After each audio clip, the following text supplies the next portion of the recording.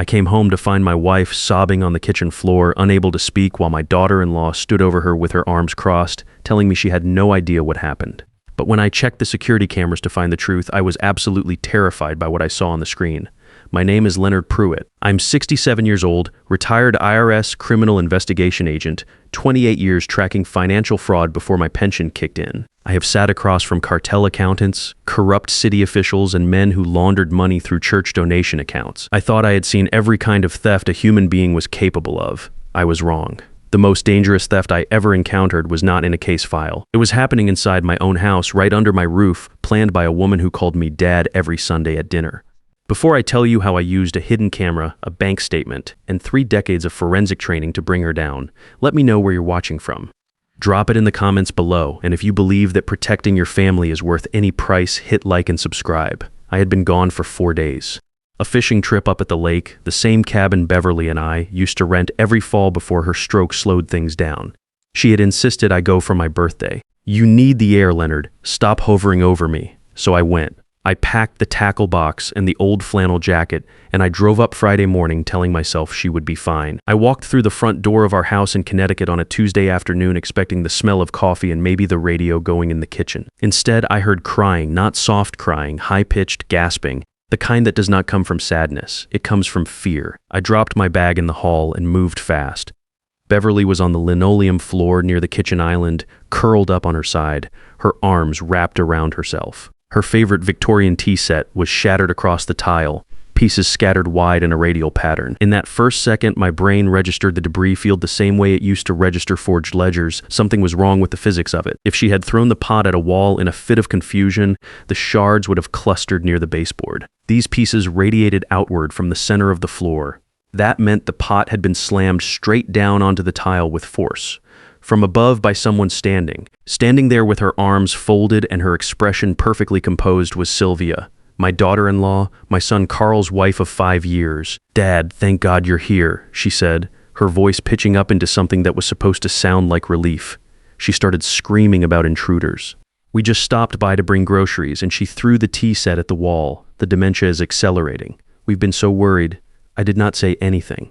I knelt down next to Beverly, ignoring the ceramic shards cutting into my knees. Her eyes were wide, and she was not looking at the wall or at any imaginary intruder. She was looking directly at Sylvia. That look, the fixed, terrified stare of a person tracking the source of danger, told me everything I needed to know. I reached out and touched her shoulder. She flinched, not from pain, from reflex. The reflex of someone who has been grabbed recently. Carl was standing near the counter with his phone in his hand. He did not meet my eyes. He had not moved when I came in. He had not knelt down next to his mother. He was just standing there, holding that phone, looking at the middle distance. Sylvia pulled a glossy brochure from her purse and set it on the counter like she had been waiting for this moment. Pinecrest Care Center. They have a bed opening Friday. It is not cheap, but for her safety, Leonard, this cannot wait anymore. I picked up the brochure. My hand was completely steady. I have had 28 years of practice keeping my hands steady while my chest is on fire. I looked at the brochure, then I looked at the debris on the floor again. Then I looked at Beverly's arm where the cardigan had ridden up slightly near her wrist. The skin above her watchband was darkening. The bruise was fresh, still developing, and the shape was unmistakable to anyone who has spent time documenting evidence of physical coercion, an oval compression mark, the distinct imprint of a thumb pressing hard into soft tissue. I made a decision right then. I had spent 28 years watching guilty people in interview rooms. I knew exactly what Sylvia was, and I knew that if I said one word right now, she would have a lawyer on the phone before she reached the driveway. I stood up slowly, let my shoulders drop, put on the mask of a tired, defeated old man. I have worn that mask in federal courtrooms. It is very convincing. "You might be right," I said, keeping my voice low and worn out. "She seems very confused today. Can you two give us a few minutes?" Sylvia's face did something small and involuntary. The corners of her mouth moved. She caught it fast, but I caught it faster. "Of course, Dad. We just want what is best for her." I waited until I heard Carl's car back out of the driveway and fade down the street. Then I spent an hour carefully picking up every piece of that tea set, getting Beverly cleaned up, and walking her slowly upstairs to bed. She did not speak a single word the entire time. She just held my hand so tight her knuckles turned white. When I got her settled and her breathing evened out, I went back downstairs, locked the study door, and opened my laptop. 3 weeks before the fishing trip, I had noticed Beverly's heart medication was depleting faster than her prescribed dosage required. At first, I suspected a count error at the pharmacy, or possibly the part-time housekeeper. Either way, I did what I always do when something does not add up. I documented it. I installed a pinhole camera inside the smoke detector above the kitchen island. Wide-angle lens, 4K resolution, audio-enabled, motion-activated. It had been running for 18 days. I logged in. I scrolled back to 2 hours before I had pulled into the driveway. I clicked play. The footage loaded clean. I watched Sylvia and Carl walk through the back door. No groceries, a manila folder. Beverly was sitting at the kitchen table with her afternoon tea, a mystery novel open in front of her. She looked calm. She looked like herself. Sylvia dropped the folder on the table hard enough to make the teacup rattle. "Sign it, Mom." "We have been through this twice already." Beverly looked up, confused but steady. "Sylvia, I have told you. I will not sign anything related to our accounts without Leonard present. He manages our finances. That is how we have always done it." Carl was standing near the back wall. He was not looking at his mother. He was looking at the floor. "We do not have time to wait for Leonard to review this," Sylvia said. Her voice had dropped. The polished daughter-in-law tone was gone. "The accounts need to be consolidated now. If you refuse to sign, I will tell Carl you had another episode, that you threatened me. And then we file for emergency guardianship whether Leonard agrees or not. You will not have a choice." Beverly set her teacup down carefully. "No, I want you to leave my house." That was when Sylvia reached across the table and grabbed Beverly's wrist. Not a gentle hold, a grip. Beverly gasped and tried to pull back, but Sylvia held on. "You're going to sign this today." Carl did not move. He was standing 6 feet away from his mother, being physically restrained by his wife, and he did not take a single step. Beverly managed to pull her arm free. She stood up from the table, knocking her chair back. Sylvia grabbed the antique teapot off the table and slammed it straight down onto the tile floor beside Beverly's feet. The explosion of porcelain made Beverly scream and stumble backward into the island. "Sign the paperwork," Sylvia said. Flat voice, calm face, "or the next time you fall, there will not be anyone here to call for help." I stopped the video. I sat in the dark for a long time with the blue light of the monitor the only thing in the room. I had the footage. I had Beverly's bruise. I had a brochure for a care facility they had clearly scouted in advance. This was not a spontaneous argument. This was a planned operation, and my wife had been the target. I copied the footage to 3 encrypted drives and uploaded it to my private cloud server. Then I did what I spent 28 years doing. I followed the money. I pulled up our joint bank account records going back 12 months. I put on my reading glasses and I started working through the transactions the same way I used to work through a corporate ledger looking for ghost payroll entries. You look for the rhythm. Legitimate expenses have a natural variation. Fraud has a pattern. I found it in the 3rd month back. Small transfers, $3,800 here, $4,100 there, $3,600 internal review threshold are bank used. Each one tagged to a vendor listed as Priat Household Management Services. I had never heard of that vendor. Beverly had never mentioned it. I ran the routing number. It traced to a single-member LLC registered in Delaware 14 months ago. The registered agent was a legal services firm that specialized in anonymous business formation, but the receiving account attached to that LLC had a secondary authorized user. Sylvia Pruitt. She had been pulling money out of our joint account for 11 months. Structure carefully, always below threshold, always with a legitimate-sounding label. The total came to $47,000. I leaned back in my chair and looked at the ceiling for a moment, then I kept going. 3 months earlier, Beverly had left a tablet on the kitchen counter for about a week before I put it in the charging drawer. Out of habit, I had glanced at the open screen once, seen an email thread that looked out of place, and taken a screenshot on my phone before setting the tablet down. At the time, I filed it away as something to revisit. I had not revisited it until now. I opened the screenshot. The thread was between Sylvia and a man named Philip Castillo. The subject line was Timeline for Carl's Equity. The messages were careful, the language deliberately vague, but I have spent decades reading deliberately vague language in financial documents. Castillo was positioning to acquire Carl's ownership stake in their small property consulting firm. Sylvia was feeding him information from the inside. Meeting schedules, client lists, contract renewal dates. She was helping him undermine Carl's business while simultaneously draining our accounts. She was not just stealing from Beverly and me. She was setting Carl up to lose everything he had built, and she was doing it at the same time with the same calm efficiency. I called Howard Benton at 7 the next morning. Howard had handled our estate documents for 15 years. He was the kind of attorney who did not get rattled. "Howard," I said, I need to set a trap, a clean one. Nothing that can be challenged later. Tell me what you need, he said. Over the next 2 days, I built the case file. I organized the footage, the bank records, the LLC registration documents, the screenshots of Sylvia's messages with Castillo. I mapped the timeline. I noted every inconsistency, every gap, every figure that did not square with another. It was the cleanest case file I had built since my last year at the agency. Then I called Sylvia. I let my voice sound tired, a little shaky. I told her I had not been sleeping well since I got home, that Beverly seemed worse, that maybe she and Carl had been right and I had been too proud to admit it. I told her I had decided to update the estate documents, including establishing a new family trust. I mentioned carefully and casually that the trust would be valued at roughly $3.2 million once the property and investment accounts were consolidated. There was a pause on her end, a short one. Then her voice went warm and concerned. Dad, I'm so glad you called. I know this has been hard. We just want to help. I told her I wanted the family present when I signed. I said Friday morning at Howard's office would work. She said they would be there. After I hung up, I sat at the kitchen table with a cup of coffee and looked out the window at the yard Beverly had spent 20 years planting. The maple in the corner was turning, orange at the edges, still green in the middle. I had one more thing to check before Friday. The medication. I had been watching Beverly's pill organizer since I got home. Her heart medication looked right, small white tablets, same as always. But something had been off about her since my return. A slight slowness, a fogginess behind her eyes that came and went. I had assumed it was stress from what had happened, but that afternoon I picked up one of the tablets from the Wednesday compartment and held it up to the light from the window. Her heart medication was a generic formulation stamped with the code M42. The tablet in my hand was stamped with a different code entirely. I did not need to look it up. I recognized it. I had seen it on a case 11 years ago involving a man who had been quietly sedating his elderly father to manufacture symptoms of cognitive decline. It was a benzodiazepine, a sedative, high dose. I put the tablet in a small plastic bag and sealed it. Then I went to my travel kit in the upstairs bathroom and found the emergency backup supply of Beverly's real heart medication that I always packed for trips. I brought it downstairs.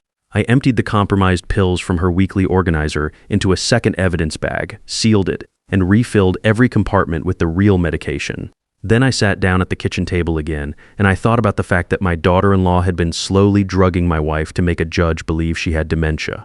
That night, I went upstairs and sat on the edge of the bed next to Beverly. She was awake, staring at the ceiling. The fogginess in her eyes was already clearing now that the real medication was back in her system. I took her hand. I know what they did to your pills, I said quietly.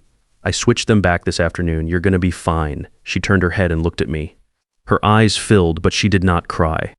Beverly has never been a woman who cries easily. She saved that for the kitchen floor, apparently, when she thought no one was coming. Sylvia, she said, just the name, nothing else needed. Yes, I said. She was quiet for a moment. Then she asked me what I was going to do. I told her I needed one more thing from her before Friday. I needed her to keep acting like the sedatives were still working. If Sylvia suspected the pills had been swapped, she might change her approach, cancel the Friday meeting, or try something we were not prepared for. Beverly needed to seem confused on any call or visit between now and then. Beverly looked at me for a long time, then she nodded once. Tell me exactly what you need. We spent an hour that night rehearsing. I played Sylvia calling to check in. Beverly practiced the slightly slurred speech, the hollow responses, the way a person sounds when they are not quite tracking the conversation. She was better at it than I expected. 40 years of watching me run interview prep, I suppose some of it rubbed off. At 9 the next morning, Sylvia called. I put it on speaker and nodded to Beverly. Hi, Mom, how are you feeling today? Sylvia's voice was warm and careful, the voice of someone monitoring a situation. Beverly leaned toward the phone. Is that the woman from the library? I already returned the book. I returned it last Thursday. A pause then, softer. Leonard, where did I put my glasses? There was a half-second of silence on Sylvia's end. Then I heard her exhale, long and slow. The exhale of someone who has just confirmed that the plan is still on track. She sounds much worse, Dad, Sylvia said. You are doing the right thing on Friday. I promise we are going to take good care of both of you. I hope so, I said. I just want this to be over. I hung up. Beverly looked at me from across the kitchen table and raised one eyebrow. I told her it was a strong performance. She picked up her tea and went back to her book. The next day I drove into the city. Not to Howard's office. I needed to look at one more piece before Friday. I parked 2 blocks from the address listed on Philip Castillo's business registration and watched the building for about an hour. I was not expecting anything dramatic. I just wanted to see the operation. After 28 years, you develop a habit of putting a physical location to a name in a file. It makes the whole picture feel real in a way that documents alone do not. Castillo came out at 11:40 with 2 other men. They stood on the sidewalk talking for about 10 minutes. Castillo did most of the talking. I took photos with the telephoto lens I kept in the glove box, an old habit from field work. I got clear shots of all 3 men, the building signage, and Castillo's car. Then I drove to the bank. Eugene Stafford managed the branch where Beverly and I had kept our primary accounts for 16 years. He was not a close friend, but he knew me well enough to take the meeting without an appointment. I laid the transfer records on his desk without preamble. I showed him the LLC routing number, the threshold structuring pattern, the 11-month timeline. I explained what I was looking at. Stafford is not a forensic accountant, but he has been in banking long enough to recognize structuring when it is drawn out for him in a grid. He looked at the records. Then he looked at me. "Leonard, this is your joint account. Do you want me to freeze it pending a fraud review?" "Not yet," I said. "I need them to believe the account is accessible through Friday." "After Friday?" "Yes. Freeze everything and file the SARE." He nodded. He understood. Suspicious activity reports were not new territory for either of us.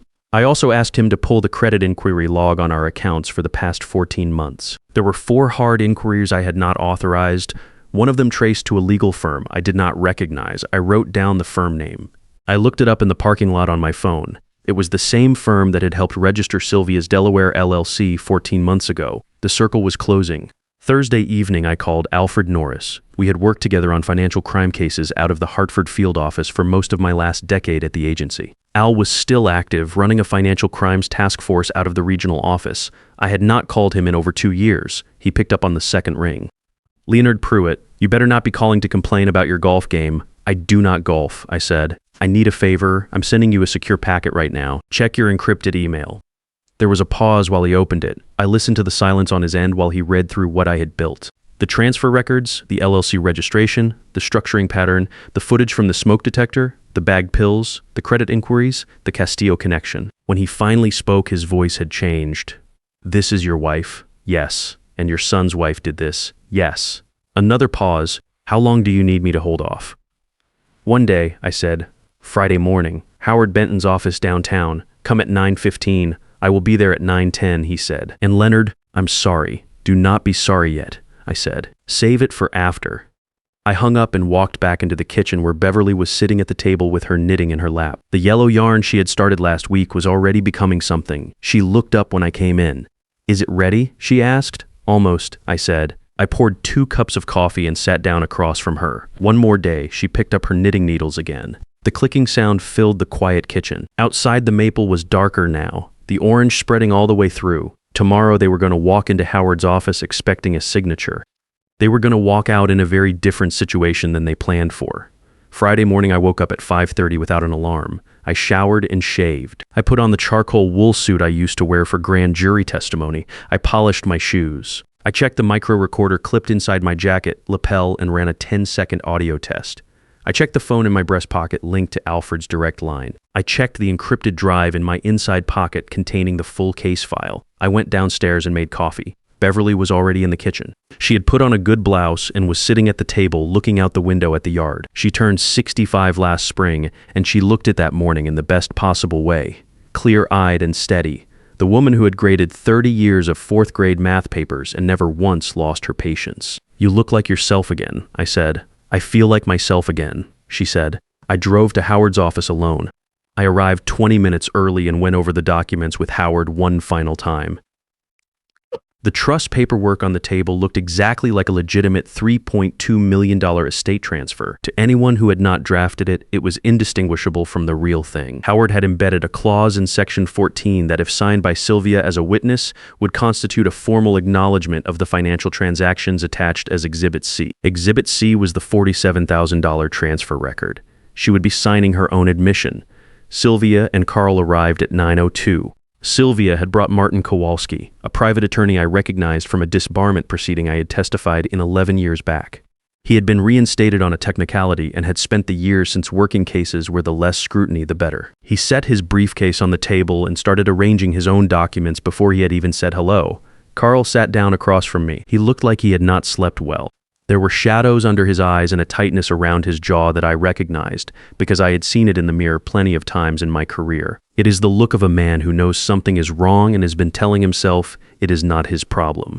I shuffled in with the thrift store cane I had bought Wednesday. I sat in the lower chair at the end of the table. I put on my reading glasses. I asked Howard if there was any water. Sylvia was gracious, patient. She explained the documents to me slowly, using small words, watching my face for the confusion she expected to see there. Kowalski pushed the signature pages toward me. Right here, Leonard. Just your name and the date. Howard has already reviewed everything. Howard said nothing. He looked at his notepad. I picked up the pen. My hand moved toward the signature line. I watched Sylvia's shoulders drop about a quarter inch as she let out the breath she had been holding. Carl was looking at the table. I put the pen down. Before I sign, I said, I want Carl to see something. I looked at Howard. He turned to the display screen on the wall behind him and brought up the video feed from my cloud server. The kitchen footage filled the screen at full resolution. The audio came through the room's speakers clean and sharp.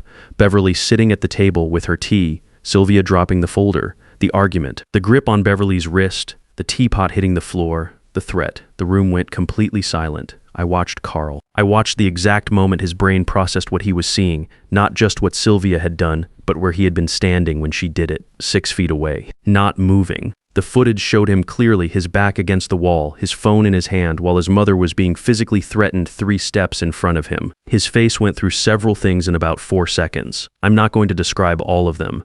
Some things between a father and a son do not need an audience. Sylvia stood up. That is edited. He is a retired accountant with a grudge and too much time on his hands. This is a fabrication. Sit down, Sylvia, I said. I laid the bank records on the table, the 11-month transfer grid, color-coded by date and amount, the same format I used to use in federal presentations. The LLC registration, the routing trace to her personal account, the structured amounts, everyone just under the internal review threshold, 47,000, I said. 11 months, your name on the receiving account. Kowalski looked at the documents. He looked at Sylvia. He reached for his briefcase. Mr. Kowalski, I said, without looking at him, if you leave this room before my colleague arrives, I will add obstruction to the referral. You are an officer of the court who brought documents to facilitate a fraudulent asset transfer. Sit down. He sat down. I put the screenshots of the messages between Sylvia and Philip Castillo on the table next. The ones discussing Carl's equity stake. The meeting schedule she had forwarded, the contract renewal dates, the language about timing the acquisition for after the trust consolidation. Carl picked up one of the pages. He read it slowly. Then he read it again. Sylvia, he said. His voice was very quiet. What is this? It was not a question. It was the sound of something breaking that had been under pressure for a long time. Sylvia turned to him. Carl, he has been planning this for months. He wants to control everything, and he cannot stand that we have our own lives. Do not let him do this to us. Carl set the page down. He looked at the screen, which was still showing the kitchen footage, frozen on the frame where Sylvia's hand was closed around Beverly's wrist. He looked at it for a long time. Then he looked at the table and did not say anything else. At 9:14, Alfred Norris knocked twice and walked in. He had 2 agents with him. He set the formal referral documentation on the table without theatrics and identified himself to Kowalski by name and title. Sylvia looked at the door. She looked at Carl one more time. Say something, she said. Carl did not look up. The evidence package Alfred had received Thursday night covered financial elder abuse, fraudulent asset structuring, and falsification of a cognitive assessment that Sylvia had arranged through a contracted social worker named Theodore Hale, who had been filing false reports in exchange for cash payments. That referral went to a separate agency simultaneously. Kowalski asked for a moment to consult with his client. Alfred told him he could consult all he wanted from the federal building downtown. I stood up and straightened my jacket. I picked up the pen from the table, the one I had never used to sign anything, and put it in my pocket. I looked at Carl. He was still looking at the table. I did not say anything to him right then. There was nothing that needed to be said in that room, in front of those people, in that moment. Some conversations need a different setting. The legal process took several months. Sylvia faced charges of financial elder abuse, fraudulent structuring, and conspiracy to falsify medical records. Theodore Hale, the social worker she had been paying to file false cognitive assessments, lost his state certification and faced his own criminal referral. Martin Kowalski went before the Bar Review Board for the 3rd time in his career. Philip Castillo was investigated separately for his role in the scheme to acquire Carl's equity stake under fraudulent conditions. The $47,000 was recovered in full. Eugene Stafford filed the SAR the morning after Friday, and the accounts were frozen before Sylvia's attorney could make a single call. I did not attend most of the proceedings. Howard handled the filings. Alfred handled the federal side. I had done my part. Carl came to see me about 3 weeks after the Friday meeting. He did not call ahead. I looked out the kitchen window one evening and saw his truck in the driveway. He was sitting in it for a few minutes before he got out. I watched him walk up to the porch, and I went to open the door before he knocked. He stood there with his hands in his jacket pockets. He looked like he had lost some weight. He did not have a prepared speech. He just said he was sorry. He said he had heard what was happening, and he had told himself it was not as bad as it looked. He said he should have walked into that kitchen. I did not tell him it was fine. It was not fine.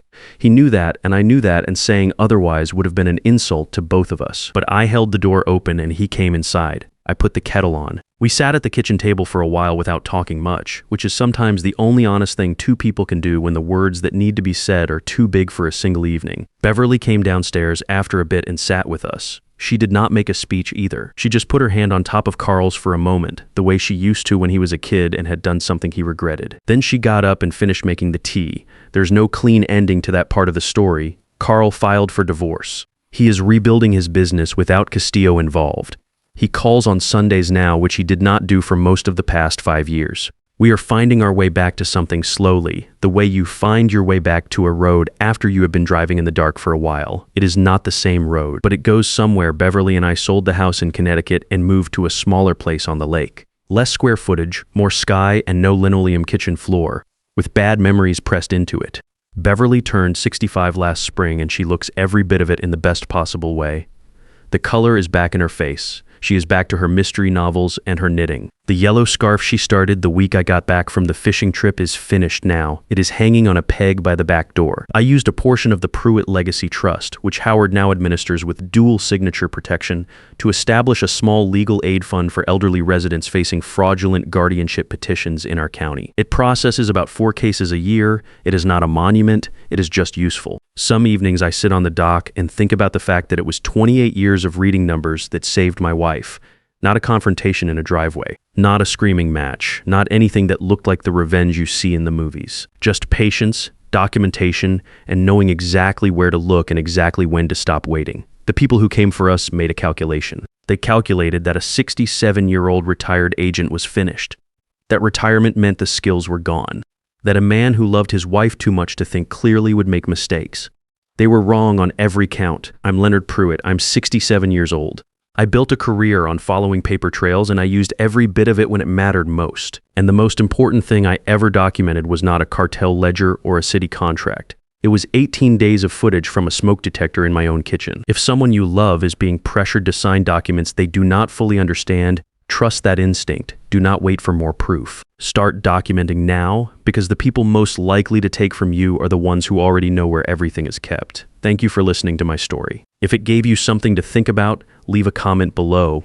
Tell me what you would have done. And if you believe that a man who protects his family is doing the most important work there is, hit like and subscribe, take care of yourselves, and protect the ones who truly love you.